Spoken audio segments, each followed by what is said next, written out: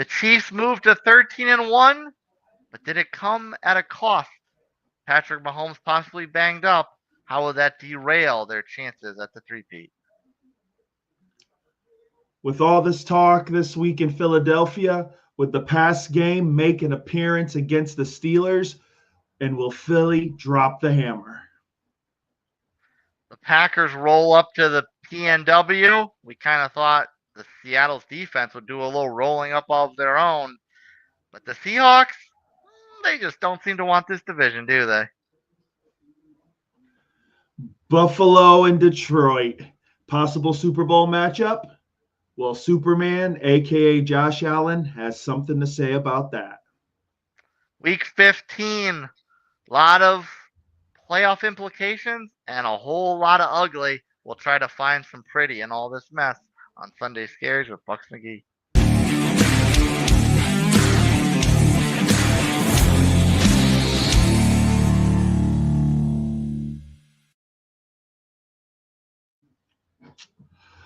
Another quality week of NFL football, or so I thought. Thought the 1 o'clock games were going to be the games where, lives would be changed. There'd be, great football. Nope, teams got slapped around and bad taste in my mouth. How are we doing, sir? Bucks McGee, I can't remember a slate of 1 o'clock games with more cringeworthy visual performances. It was a situation where it was more hype than anything. The hype did not match the substance at all. Yeah. And to answer your question, how I am doing, not well. Now, as those horrible 1 o'clock games turned shut, it became clear that Houston was inching closer to their division. However, we still kind of had a shot to stay in the wild card picture, and we'll get into my little tirade in a moment. But your Bucks even tried to help me out. They even tried to help me out and bring the Chargers down a peg. Sir, at least your boys held up your end of the bargain. We woke up, dropped a 40 on them and figured that'd be enough, and the Colts would, be able to handle business. There's only so much Baker Mayfield can do. Yeah, well, I mean, obviously this is a bad look on the Chargers' rebuilt defense from what Baker could do. So where does this leave them now? Because they've got a short week against the Broncos on Thursday. They have to forget this game. This game, basically, they have to. When they wake up tomorrow, this game basically never existed, and you got to get ready for Thursday night. That's when with these short weeks, especially when you're on the losing end, that's how you got to think, out of sight, out of mind. But this defense, rebuilt statistically, best scoring defense in the league. And, everyone was, singing their praises for a half. It was legit. And then who knows what happened? Being that you are a resident president of the Bucky Irving fan club, and he's been injured of late, were you content with his production today and how he looked in producing such numbers? Oh man, he looked great, and they were smart. Couple plays, pull him out. Him and White, shared pretty much the carries. I thought they handled him perfectly, and once they decided, second half, let's run the ball. This is what we do best.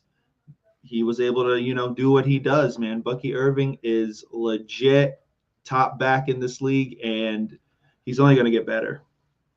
Be a fan. Be a fan for a minute. Outside of that rainbow to Mike Evans in the back of the end zone, what was your favorite part about this offensive performance? Really seeing the offense get back into a groove. Wow. Overall, it'd be easy to say the run game, but I liked how they got Jalen McMillan in early, got him his early score. Baker, had the one interception, but then after that, calmed it down, threw the ball away when he had to, was able to, scramble when he could. He played a lot smarter. So I think it was smarter football. Felt like they played smarter football in this game. this Jalen McMillan, he's been someone who's come up of late, and I was kind I, I was kind of surprised a little bit because I thought this was going to be Trey Palmer's time to shine, and he's just kind of disappeared a little bit. So how's the offense kind of now that we're a few weeks past the Godwin injury? How do you think the offense has really taken shape in the wake of in the wake of retooling? It's going to be it needs to be a run heavy offense, work the pass off the run. I thought Palmer was going to be a bigger part of this offense, but McMillan's got talent. Played for University of Washington, really great receiver. So I think he's really stepped into his own these last few weeks. I'd like to see still a little more tight end work involved. With the offense, I think it'd make it even more dangerous. But overall, the offense is getting better. So you have to be happy with what it is. You live off the run, and we'll see what happens. And now you don your silver and black for Monday night and hope that the Raiders, despite not having Max Crosby, will help put a further nail into Atlanta's coffin. It would be unbelievable if the Raiders could sit there and forgive us, for beating them last week and say, you know what, we'll do you a solid. But at this point, with 3 games left, we can't hope and pray that someone's going to hook us up with a favor. So it's just we sit there, and I felt that the Chargers were probably going to be the toughest team down the stretch. So we still can't look past the Cowboys, but Cowboys, Saints, and Panthers. But if we handle business the way we can, don't finish up these next 3 games 3-0, the division's ours. We control our destiny. So, but hey, if the Raiders want to help me out, I'm all about it. Yeah. Even if the Falcons presumably win, because relying on the Raiders is like relying on the Jets. Yeah. You're still nursing a 1-game lead, which is obviously pivotal that you do nurse that 1-game lead because of how the division went. Right, because of the tiebreakers. So yeah, it's basically this 1 game is our lifeline, and take it 1 game at a time. But like I said, the Raiders want to help me out. I'm all about it. Where do you think the Chargers should go from here? I mean, obviously now I don't want to say they're on life support because the bottom half of the wild card picture is falling out. But are they was this kind of a shell shock to their system, or should they just kind of, like you said, forget and move on, and maybe they're still the same team? This was just a bump. This was just a blip on the radar. They've got to forget it because they've got Denver, and for them to really solidify playoff position, they got to beat Denver. It really helps them out. But it really shows that the run game was a pivotal part of this offense. And since it's pretty much non-existent, teams can basically really, keen in on, the pass defense. So they've got to figure out some way to run the ball. They've got to get some production out of some running backs. Because if not, and they do make the playoffs, they could very much be a one and done. Yeah, Gus the Bus was having a little bit of a resurgence, and he was just completely non-existent in this one.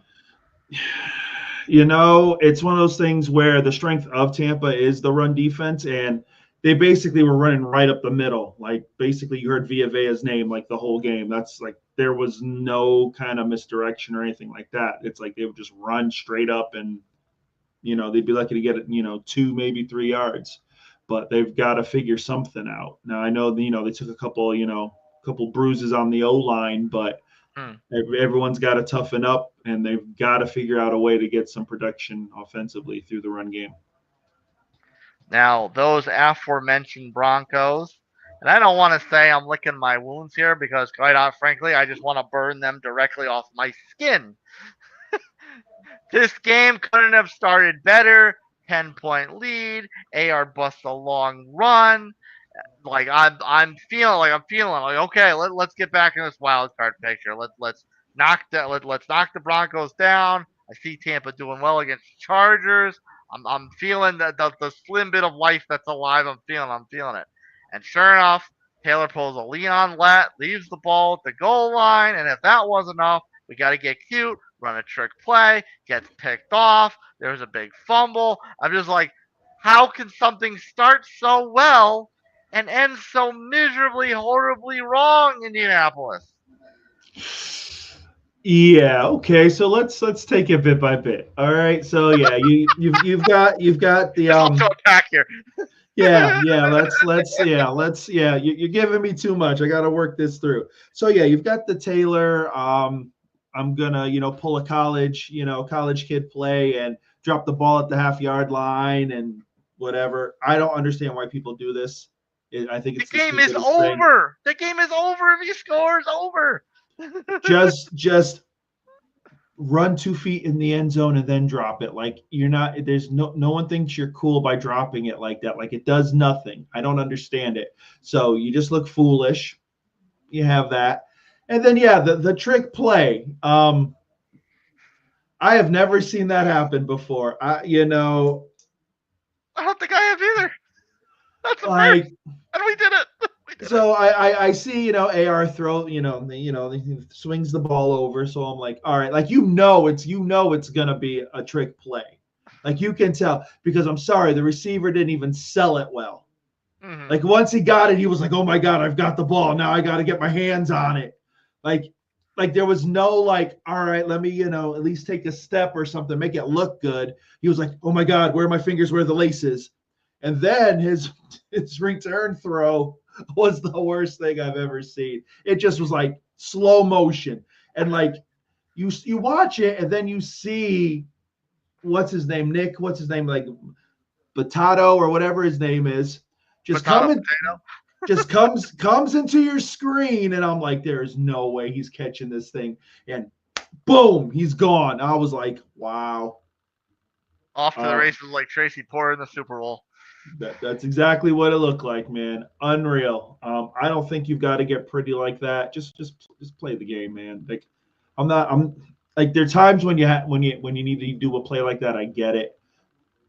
I didn't think it was necessary. And now this is life support. It very much is, and this was the game. If we just got by this, the last few games are extremely winnable. Like this Yeah. was it. Just get by this one and then coast right in. The Texans got to play two good. They got to play Baltimore. They got to play the Chiefs. Like this is it. And just I'm utterly collapsed by this. I'm like fully like at this point. I just like burn this thing to the ground. Completely burn this thing to the ground. Fire Like Ballard. Get what you can for AR. Find some way to either release Taylor, buy him out, trade him, whatever you got to do. Burn it to the ground, start over. Yeah, you need like college prep algebra to figure out a way into the playoffs now, because this is one of those things where three teams have to lose on an odd day, but then two teams have to wear orange and then eat a banana on the third hour of the, like, it's gonna be crazy. So all I can tell you is that they're just gonna have to win out and just hope for the luck. But I don't know if burning it down is if it's that desperate, but there really needs to be a, all right, come into the Lord moment here and say, hey, when you score a touchdown, get in the end zone, and let's just play some strong, tough football. That's what it is. Because right now, it's just being cutesy like that doesn't work. No. Not with And this not with this roster. It just doesn't work. yeah, do you think that Denver is this just a byproduct of Indianapolis' mistakes in this game, or do you think Denver did enough to say like, hey, this team is someone to be um, reckoned with in the postseason? I think Denver. I think Denver's mindset is anyone they play, they take them seriously. Let's be honest. No one thought Denver was going to be here. We gave them like 2 wins, and we're like, ha ha. We thought they were going to be a joke. So it's. I think Denver is going to go in, and they're just going to play focused. They know they've got it. They've got a shot at the playoffs. They if they make the playoffs, which it looks like they will, barring a massive, breakdown, it's going to be one of the better coaching jobs that we've seen in a while. And they haven't been to the postseason since 18 was there. Yeah. So, and it's going to be one of those things where teams may say, all right, we don't know if we really want to play them. Yeah, the Broncos to this point have made the Jets postseason drought seem almost acceptable. Exactly. Exactly. Jeez. Good Sorry, we had to Lord. find a way to trash on the Jets every show. It's not that hard, man. They just do it. It ain't that hard. But it's just one of those things. Like Denver is legitimate, and they get in the dance. They're going to be a tough out. Yeah, that I mean, they still fall behind whoever doesn't win the AFC North, but Hmm. especially with the Chargers win and then they play them on Thursday, they've got a real chance to solidify their case for postseason. Exactly. So the AFC is still pretty solid, and the way everything's looking playoff wise, it just might be some jockeying in that 6 and 7 position, but Denver's legit. Speaking of that AFC, the team presumably at the top if it wasn't for the Chiefs just refusing to lose. Uh, the Buffalo Bills, they needed to lick their wounds off of last week, roll into MoTown, put up a big performance. And did they ever? Now, mind you, they still gave up a boatload of points to Jared Goff and co., but they were able to withstand this. Let's take this from the bright side first. Josh Allen obviously put another feather in his cap for his case for the MVP. Just how impressive is what he's putting together down the stretch here. This is the best he's played. Let's be realistic. This is probably the best he's played since he's been in the league. Short of a massive breakdown, he's winning the MVP. He is your MVP. So it's just going to be watching to see if he can just stay level, play well like he has. Then he locks up the award. The roster that he has here, I guess it's the best roster, and not necessarily by name, just the fact that they're cohesive, they play well, and they just gel. So it works for them. Cook has been great at running back. The receivers, besides Coleman and Shahir there, there's no real big names. It's just a group that plays well. The defense is an issue. Yeah, that's going to be an issue in the playoffs. They Yeah, can put up points, but you're going to meet a defense where they're going to stop you, or you're only going to score 20, 26 points, and that may not be enough. You may yeah. not be able to put more up than that. And if they put up 28, 29, it's over for you. So they really got to figure out the defense, but give Buffalo their flowers. I do want to dig more into that. But to your point on the supporting cast, it's almost as if they finally realized to build a team around Josh that uh, um, magnifies his strengths as opposed to just amassing star power and figuring that the extreme talent would carry them. Yeah, it's the truth. Like, just because you have stars at multiple positions doesn't guarantee you a Super Bowl. There's plenty of teams throughout history where if you look at the rosters, they're star studded, but they've fallen short.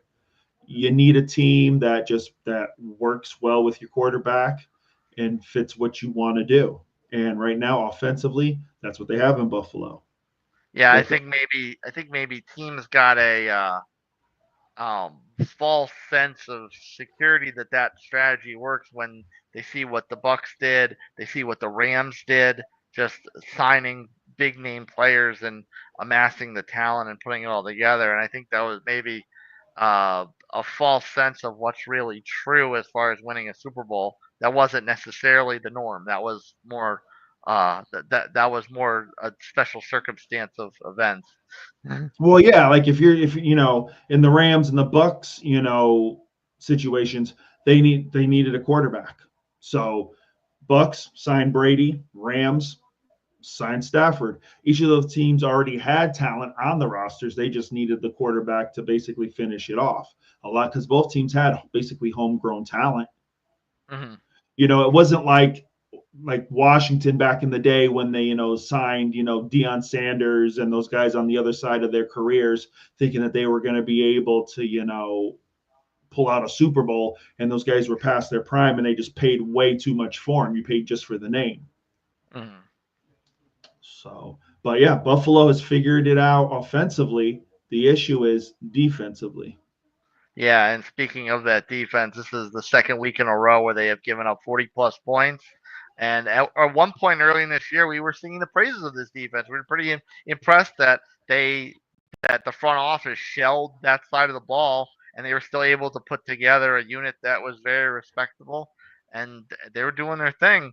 So, what's going wrong right now? I don't know. I don't know. If I had the answer, man, I'd call Buffalo and be like, "Here's your deal. You want the answer? $50,000, and I'll give you your answer." I Yeah, I I don't know what's going on. They started getting nicked up a bit, injury wise, but they've got talent on that defense. It's just I don't know. They can't stop a nosebleed. I don't know. They make plays when they have to, but the problem is they just give up so many points so early that by the time they're able to kind of figure it out, these teams have already put up 30, 40 points. And yeah, you got Josh Allen, and he can eke you out the win, but you can't live like that in the playoffs, especially with with the teams that are going in there now. Like it's not going to work. yeah, they got away with it a little bit in this one because they got out to an early lead, and that kind of neutralized Gibbs and Montgomery. So Detroit Mm-hmm. had to just go back to Goff slinging around, which he did. But obviously, the passing is not always, there's a lot that goes into play with throwing chucking the ball around the field, and obviously that doesn't chew up the clock. Then if you can Mm-hmm. control the flow of the game, uh, and so almost kind of wonder if that didn't happen, if it would be like last week where Kyron Williams had 100 yards, maybe it would be the same thing. The running backs would have dominated this one. Passing wise, though, we saw Stafford get whatever he wanted to. He maybe didn't amass an insane amount of yards like Goff did, but he still got the ball wherever he needed to over the course of that game. And then, of course, Goff, like just for the sake of I've got to throw to keep us in this, he was Mm-hmm. just able to put up a bucket load of points. So if I had to take a stab at it, I'd guess maybe the secondary is the part of the defense that's really struggling the most. It still is. People thought with the addition of Carlton Davis that this was really going to shore things up. That they're a year older, things would get better, but it still seems to be an issue. They're banged up in the secondary now. I think Davis got hurt in the game, and somebody else. I'm not 100% sure, but they're dinged up. This defense as a whole is becoming a walking mash unit. So now it's a situation where this also affects Dan Campbell and his calls. Like we know he likes to, go for it on 4th and 82 because, he's got the one trick play and they figure it out and, everything's great. But now he has to sit there and say, hold on, I don't have the defense I had the beginning of the year. So I can't go ahead and just decide to go for it on 4th and 12 because I have this feeling. Like he has to coach differently now. And especially with, if it's a situation where Goff is being forced to throw the ball 45, 50 times, that offense, like you said, negates the running backs and becomes one dimensional.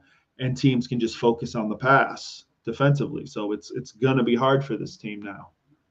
Yeah, it's funny to think of them as their secondary is the problem when they lost Hutchinson on the front, so they've got issues up and down their defense. Yeah. And now, if you really look at it, like after today, you really look at the NFC, you kind of have to say Philly may be the favorite now. Yeah, they may and they're starting to like kind of stabilize a little bit. So I don't want to say they're backdooring their way into the number one seed because they've been there all season, but Mm-hmm. they're almost kind of catching a break at the right time. Yeah, they basically treaded water and said, okay, there's going to be a point where we can make our move, and this is it right here. So it's going to be interesting, but Detroit's got to figure it out defensively. They got to figure out where the holes are, what's going on, and at least try to bandage it up to get at least into the playoffs, and then hopefully find a better answer. Because right now, you're giving up points like this, you'll be out the first round. That makes me feel so sad because we got into really liking this Lions team. Yeah. A lot of young talent, humble quarterback. We and to see them kind of fall apart now and not be a full strength going to the postseason is deflating to say the least. No, it's tough. Like you said, you see this team. You saw, especially the story of Detroit. How they've been basically bad forever, and now Yeah. after last year, this was the year they were going to ascend. So now you sit here, you look at the landscape as a whole, not even in the NFC as a whole. The people who we thought are favorites were favorites maybe aren't necessarily are the favorites anymore. So Yeah. now maybe that Buffalo Philly Super Bowl becomes the ideal Super Bowl that people are thinking, because KC, you don't know with this ankle situation with Patrick. I'm sure if they were smart, they would rest him because they've got a game or two on Buffalo. They should just let them sit a week and rest them. Philly's starting to catch their prime, and then you've got other teams that no one's going to give them a snowball's chance. But if they make it to the dance, they can knock one of these teams out. I saw a meme earlier that said the Super Bowl we all want, Buffalo and Detroit. The Super Bowl we're somehow going to get, Philadelphia and Kansas City. Hold out hope, my friend. Hold out hope, man. So we'll talk about Philly more. I thought this was going to be a real ugly punch you in your teeth, grind it out, and I guess it was for a little while. But then Philly just kind of got into a groove and took off with it. And to your point about Josh Allen having a lock on the MVP now, Saquon really didn't factor in too much with this. And yet, Philly was still okay. They still won going away with this one. Philadelphia learned that part of the game of football not only has the rushing aspect of it, but a other part known as passing. And they decided to throw the ball, and lo and behold, there was some balance. I think I know. Saquon, I think he finished under 100 yards, but that's the deal. You had to throw the ball, because if you didn't and you were just going to go on with the Saquon show, you were going to play right into Pittsburgh's hands. Like they're not dumb. They're a smart team. They would have said, all right, if all they're going to do is give us Saquon, all right, we'll load up the box and see what happens. But nope.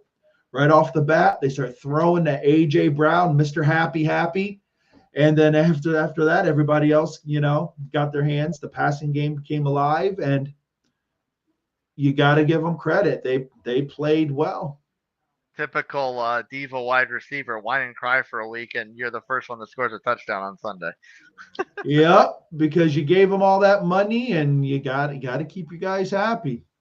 And I would have firmly expected, because of that interaction, that they were just going to force feed him and Jalen was going to put the blinders back on. But sure enough, he found Devontae Smith the next time down, and he was spreading it around. So we've been criticizing Jalen Hurts and Philadelphia for not having a diverse offense, and they did exactly that in this one against Pittsburgh, and they really got the whole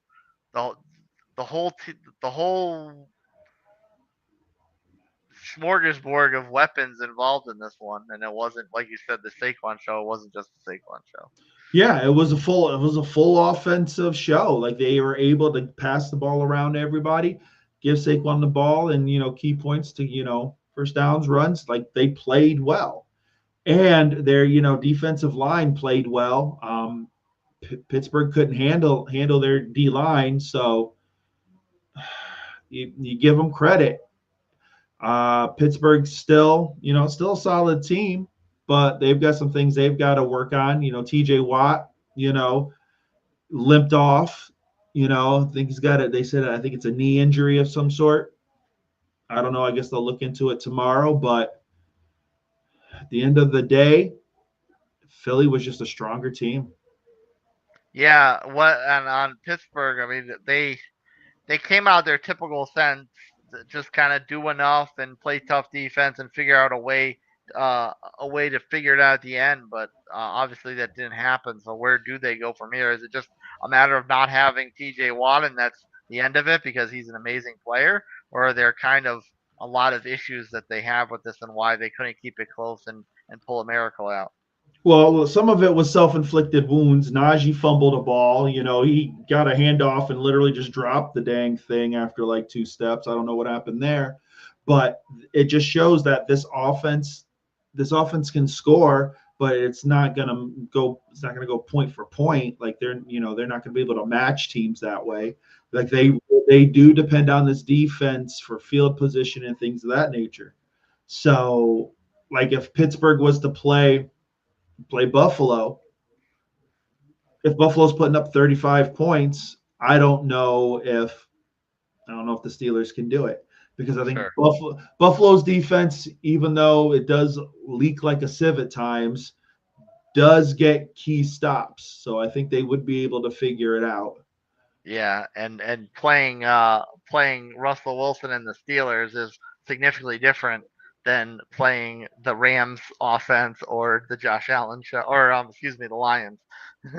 Yeah, exactly. So I think Pittsburgh just has to, lick the wounds, learn, this point of the season can't make mistakes because you're trying to get your seeding, you're trying to figure it out and just play better, but you got to get everybody healthy. You got to be smart. Watch the fumbles. The passing game, I think, was hurt because Pickens wasn't there. He was out again this week. So I think that hurt them a bit. Once he gets back, that should help. But I don't know if this is a 40-point team, a team that's going to put up 40 points a game. Are they in danger of letting the Ravens back into this to walk away with, or do you still see the Steelers as the favorite for the division? See, Because they still have the game left, if I'm not mistaken. They only played that one time. yes, they play Saturday, I believe. Yeah. Here's the thing. I'm still like after these games, I'm more impressed with the Steelers than I am with the Ravens. The Ravens beat a Giants team that is absolutely pitiful. I and they raved about how Lamar threw for 5 touchdowns. Well, that's great, hunky dory. Like they played the Giants. Like there's nothing to brag about. That the line was 16 points. Like you should have beat them. Like there's nothing. Like there's nothing to this. Even though Pittsburgh lost, they played a way better opponent and were competitive. So I still hold the Steelers a little more in high regard because they've been more consistent. Yeah. And I asked you this question last week. I'll ask you again now, and I'll probably ask you a couple more times down the stretch. Yes, sir. Is this another week where we can put the questioning Nick Sirianni to bed, or is he still on a week to week basis as far as I don't trust this guy, and maybe the Eagles should consider moving on at some point? The man bought himself another pass, but here's the thing, like this week it was the Jalen AJ show, bicker. Sirianni kind of just sat in the back and was like, okay, well, We're we'll not let talking them. about me. It's not me, man. Not my fault. So this is one of the things where when you win, you get the pass. So right now, they're they're playing well, and you got to give the guy his flowers for the week, and we'll see what happens. Yeah, just keep winning and stop and don't make any questionable calls in game management and whatnot, and people leave you alone. Exactly. But if you make it to the playoffs and you get blown out in the first game, then that's it. Then all bets are off and they're calling for your head. For him Start all to over. for him to be truly vindicated, for me, he's got to get to the NFC Championship game. Now if he Minimum. loses if he loses a close one, okay, then that's fine. But if he gets his tail handed to him and they're just not there, people will talk, but he can say at least he made it there. But they've got to go to the next step at this point with Yeah, all the talent on this team, and bringing in Saquon. This team is a Super Bowl or bust team. yeah. Oh, kind of like the Jets about 4 months ago. Yeah. We saw how that worked out. So we'll talk about the primetime game. Now we thought that Seattle had the better defense between the two, and I guess that wasn't the case. Green Bay came out pretty quickly, scored a couple touchdowns, And not only does Seattle walk away from this with the L, they also walk away with Geno being banged up, and maybe they have to rely on Sling and Sam down the stretch. Teams have figured it out. If you run the ball, you're successful. That's what you do. Okay. It's great to everyone telling you, man. And we talked about this. The running backs, welcome back, kids. You guys have shown that the position is not passe. Yeah, because basically for the first half, Josh Jacobs was like the greatest player in the league. Like they couldn't stop him for anything. He was Yeah. just they couldn't stop. It was like a running nosebleed. They couldn't stop him. I was watching it and I'm like, this isn't good. I'd Is this argue I'd argue he's the hottest player in the league, or at least the hottest player not named Josh Allen. and yeah, very for one half he was. The second half, I don't know what happened. Yeah. That was interesting. Seattle figured it out finally. But yeah, for the first half, it was like they're like, we're not gonna throw the ball. Here you go, Josh. Go run, have fun. And Seattle had no answer for it. Seattle gets the answer, but unfortunately, Geno gets hurt. And then at that point, you knew it was over. You knew. I'm sorry, Sam was great and all, but he wasn't going to be able to bring him back. Do you think the reliance on Jacobs is just him being the hot hand and taking advantage of playing well, or do you think LaFleur and the brass are legitimately concerned about Jordan Love and whether he's the guy? I think I do think it does mask a bit of the how do I want to say this Projection. Like I think Love has talent. There's no doubt there's talent there. It's still probably another year or so away because if you watch him play, there's still some times where he looks Aaron Rodgers-esque where he tries to float it and puts it in spots where he really shouldn't. He's still, last year, like I said, was his first year. He's still figuring it out. But no, when you have a run game like this, it hides the warts on your quarterback for sure.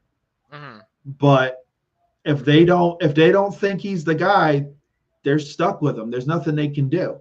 It's not like they're going to get somebody in the draft because at this point you're going to be in the playoffs. You're going to have a low pick, so you can't get anybody. What are you going to do? Trade them? Trade them for what?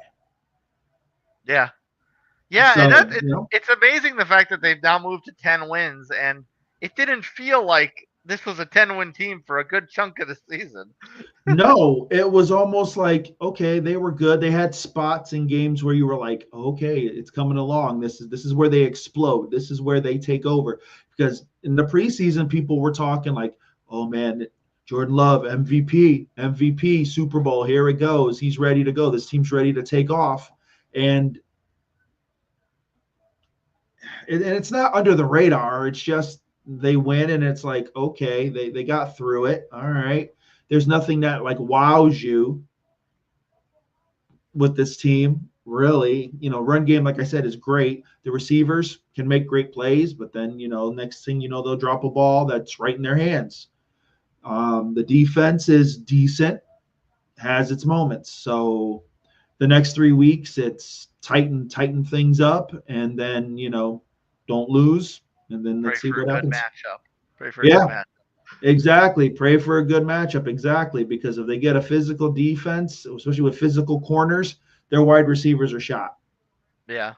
That, or basically, you know what? They probably don't want to play somebody who's got a great D line because if they can stop Jacobs, they'll say, all right, Love, throw it because we know you guys are going to drop one or two. Mm-hmm. And if they could drop one or two, that means they might tip one up in the air, get a lucky pick, run it back, good field position, and next thing you know, you're in a hole. Exactly. I don't know if this team is ready yet for Jordan Love to say, okay, it's 4 minutes left in the game. We need a score, put it on his shoulders and let it ride. I don't know if they're there yet. That's why I think Josh Jacobs is an important part of this offense. Do you think this Packers team is closer to the one we saw in the Seattle game where they got out to a fast lead and Jacobs for the last few weeks where he can dominate an opponent by himself? Or do you think they're closer to the team that got lucky to get out of Chicago with a blocked kick.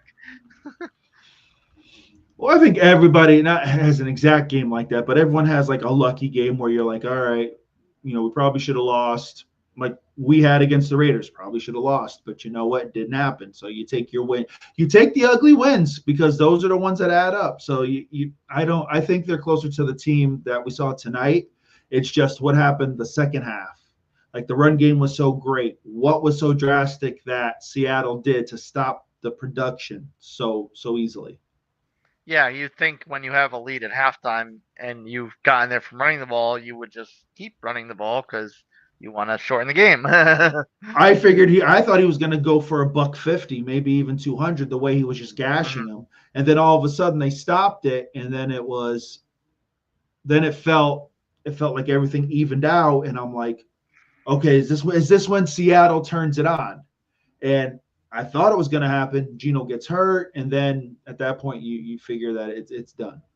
Is that a LaFleur thing, or you think question him as a play caller, make decision making, changing the strategy of a game when he doesn't have to, or I just think Seattle figured out the run game, so LaFleur had to say, "All right, well, I can't run the ball because when a team stops what's working for you, you got to go with your quarterback, or vice versa. You know, your quarterback can't get anything going on. All right, let's see if the run game can do it. So I think it was just a question of Seattle figuring it out and LaFleur saying, all right, we've got a lead. Let's play smart. Let's not try to do anything too crazy and let's just get out of here with a win. that's an unenviable place to be in when the opponent who's down figures out the halftime adjustments and you have to scramble anyway. Yep. Well, that's why you're a head coach and they pay you that money because it's your Yeah. job to figure it out. And they did, but not having Gino there helps a lot. Hmm. Let's play a game that we haven't done in a while, and that is extra points. Do do do do Because do do do do do do do extra like points. Plinko. Exactly.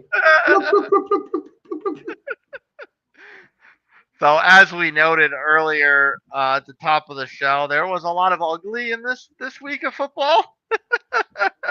There was some serious ugliness. And the first one was the first ugly. Not that the Colts needed any help making their performance ugly, but what set that up with was the Houston winning, and with Houston winning, that means Miami loses. Miami falls into the back of the pack.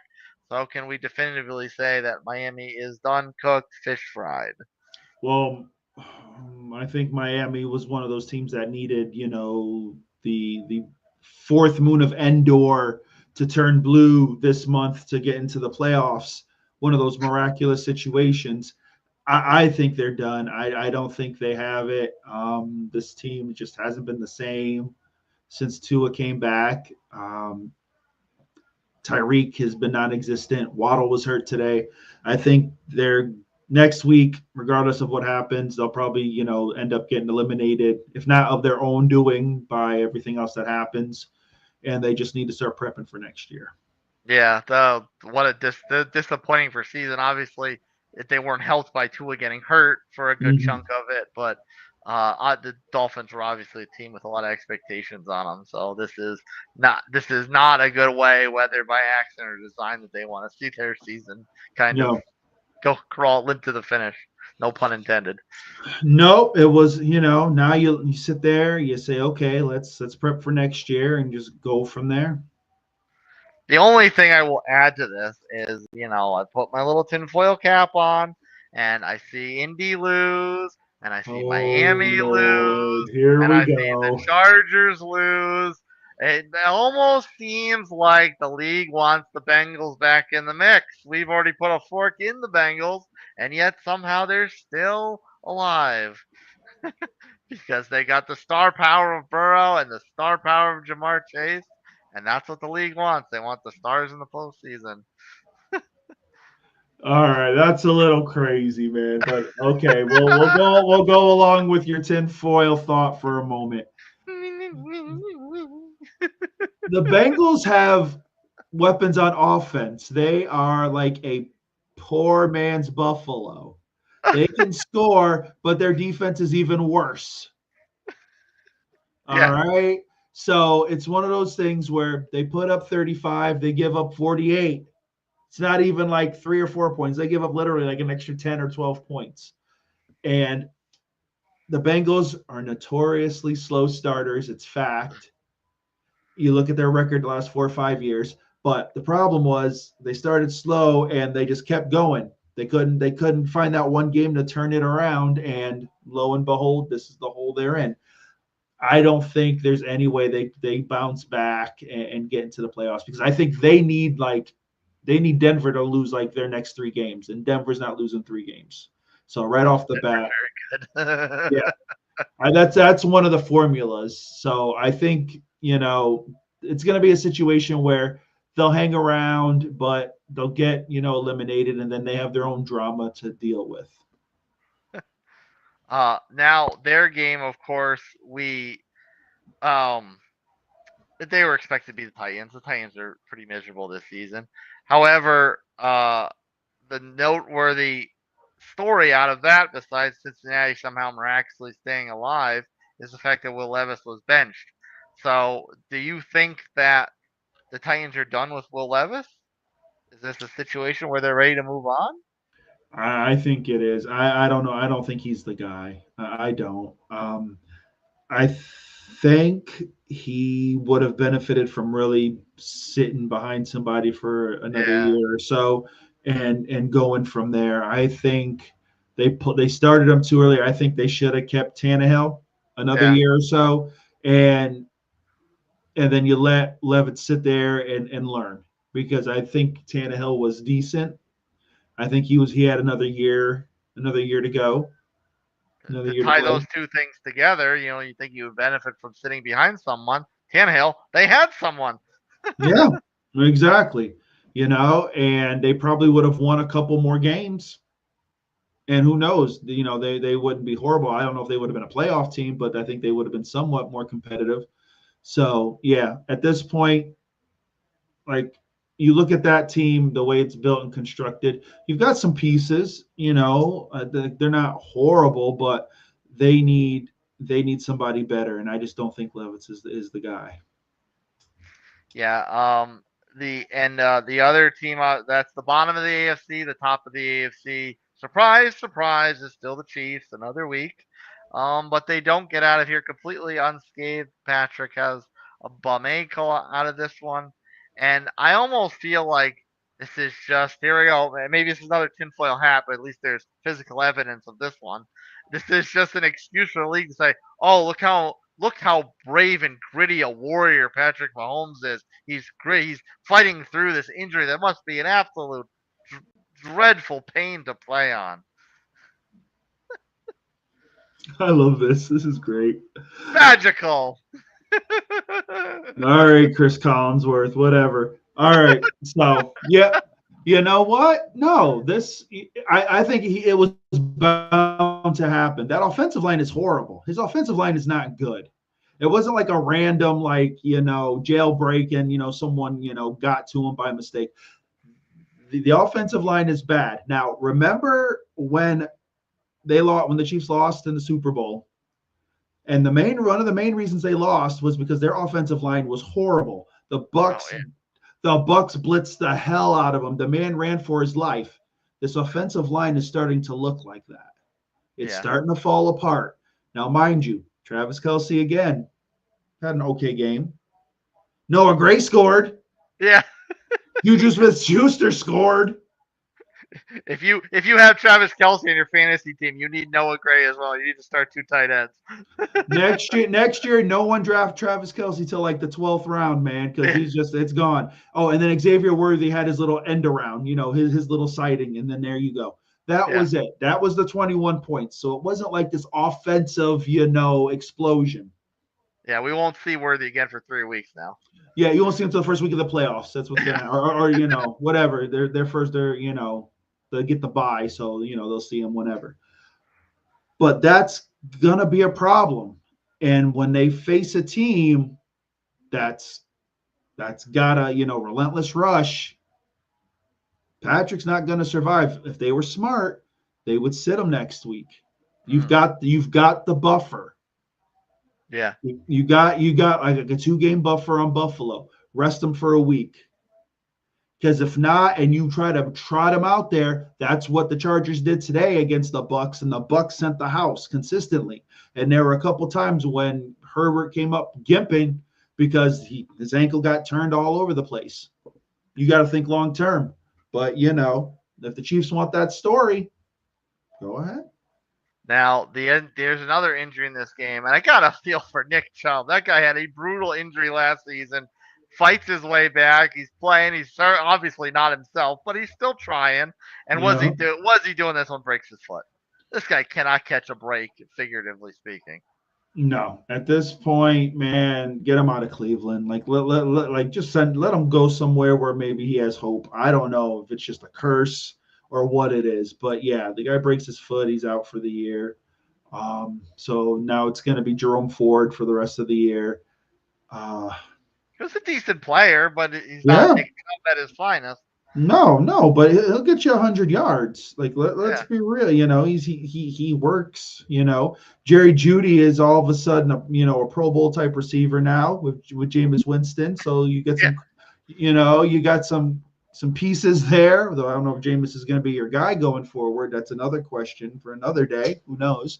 But yeah, I feel bad. Hopefully Chubb heals up and comes back. Next year. Raring to go. Another extra point. Any concern with Washington? They got out to a big lead over your very hated Saints, and they let them right back in it. That's not a good look. I don't know what happened, man, but literally, you let little Mahomes Jr. lead the charge and almost beat you. You Go know, Cox. like and Rattler didn't even start the game. It was that guy they had. Was it Jake Hager, whatever his name is there? I always forget. Oh yeah. From our watch He, party. I remember him from our watch party. yeah, so he started, and then they just pulled him, and then that's because it was like 14-0, and I thought at that point they were going to put up a 50 spot with ease, and then next thing you know, it all just started to fall apart. They put in Rattler, and Rattler leads them back. I give him credit, Rattler could be the future there. He's made some throws, got him back in the game.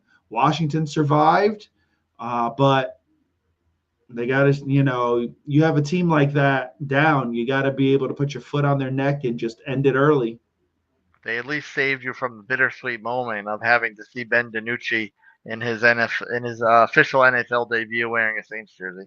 Ben was probably like, I'm not getting in this mess. You go ahead and cut me. I'm out. I don't want to play for this mess.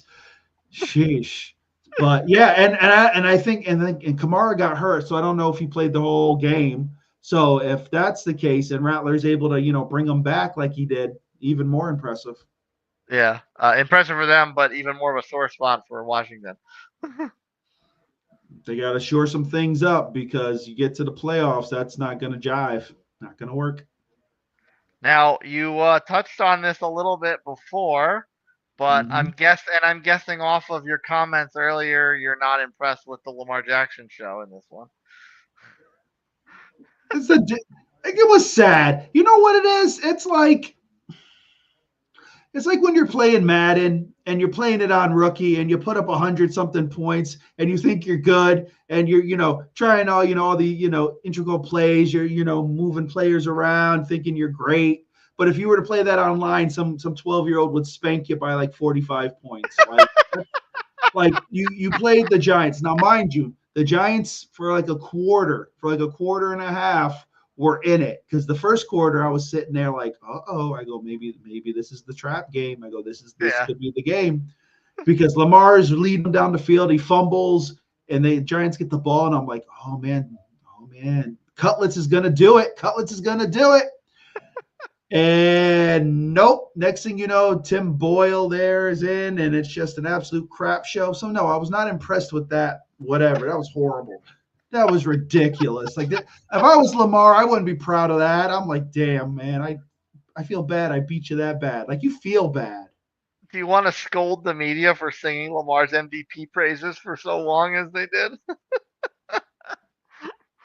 if anyone talks about this week and says, "Oh wow, this MVP performance," then I will scold because it wasn't. You beat the Giants. You're supposed to.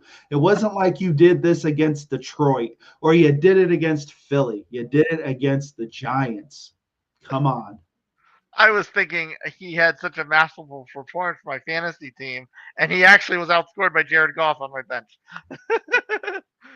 Like that's the only reason anyone should sing praises is for your fantasy team for Lamar because that's all that was worth because that was just pitiful. That was just a pitiful game. To wrap this up, another form of pitiful times two that we routinely like to bring up on this show. And yet again, the Cowboys and the Jets picked the wrong time of the year to start winning games. I guess Mac, technically the Cowboys aren't eliminated yet, but that being said, that's because if they were in the AFC, they would have been, but the NFC is such a cluster, then you get that extra lifeline. So yeah, they beat the lowly Panthers. Okay, you should have. Even with Cooper Rush, you've got enough talent around you where you should be able to handle the Panthers. So for all you Cowboys fans who are probably sitting at home yelling, "Oh, we're back!" Yeah, you're back to getting ready for draft status because this game meant nothing. But hey, you won, and the Giants lost, so you take it as you will. that's right. Um, Jets, whatever, man. Mac Jones, I felt bad, man. I thought Mac Jones was going to do it. One ill throw at the end, and it just ends it. But yeah, so for like 5 minutes, Aaron Rodgers looked like somewhat not the old Aaron Rodgers, but a comparable copy of his former self. And that was it. Again, it was the Jags. Yeah, the Jets missed the memo twice to tank. They got out to a big lead, and then the Jags decided, oh hey, let's try and win this, and then the Jets decide to go down and finish it off anyway. They were like the Jags were like, let's win one for the Gipper. And they lead this comeback, and I'm like, oh man, if the Jags win this is comic gold. I can't wait for this. And then Aaron Rodgers decides to dust off his super cape there and whatever, to beat a team that they should beat. Aaron Jones, excuse me. Aaron Rodgers' best game of the season came at 3-11 with being eliminated for 2 weeks. 3-11 and still couldn't throw for 300 yards.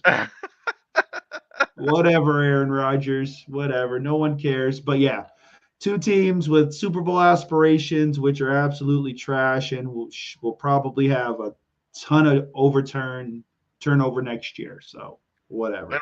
Win one for the Gipper. Win one for the Gimp arm. Dude, I win one for the fans, for gosh sakes. I actually feel bad for Jets fans. Like, that's just hideous. Like, if I'm a Jets fan, I still wouldn't be happy. I'd be like, damn, okay, it was the Jags. Who cares? Well, we hope you care about our show, and there was a lot of playoff things built up in this game, and then there were a lot of ugly stuff to maybe kind of forget for another 6 days.